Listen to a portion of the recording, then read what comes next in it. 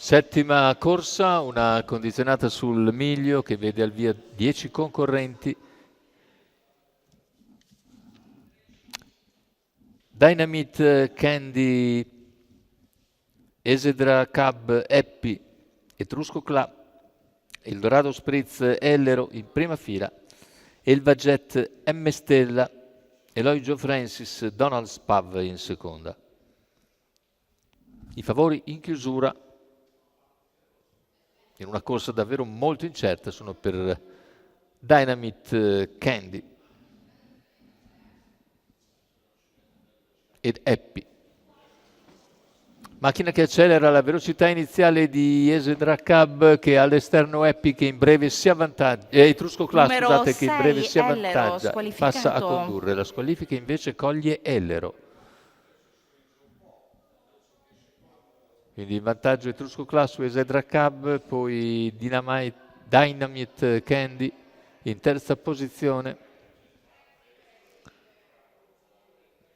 Etrusco ha completato in 14,9 i primi 200 metri di gara.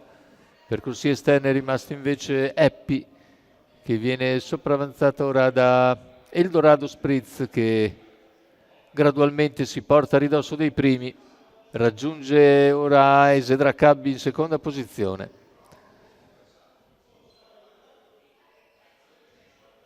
Mentre percorsi esterni vediamo anche Eloy Francis. Cavalli che hanno completato i primi 600 metri di gara, identiche le posizioni, 800 intanto in 1 minuto e 3 decimi, sempre tutti condotti da Etrusco Cla, che guida anche all'altezza del chilometro, si trascina Esedra Cab, nessuno all'esterno per il momento riesce a farsi luce, e Eldorado Spritz è sempre lì con Happy in schiena, poi Eloy Francis lungo la corda Dynamite Candy, cavalli a 400 dal palo con in fuga sempre Etrusco Cla, Esedra Cab in seconda posizione, lo scatto ora di Happy. Happy viene via in terza ruota, cerca di portarsi sulla testa, Esedra Cab a sua volta pronta a spostare o a optare per l'open stretch. Siamo in retta d'arrivo con Etrusco Cla che si mantiene in vantaggio nel finale. Etrusco Cla viene a concludere facile vincitore, secondo posto per Happy, al terzo finisce Esedra Cab.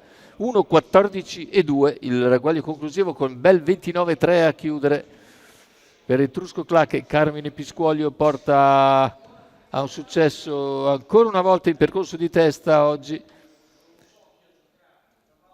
per conto di Mario Natinchi e della Stable Cycle, scuderia Cycala Stable. Andiamo a rivedere le battute finali, il primo piano di Etrusco Cla, Carmine Piscuolio.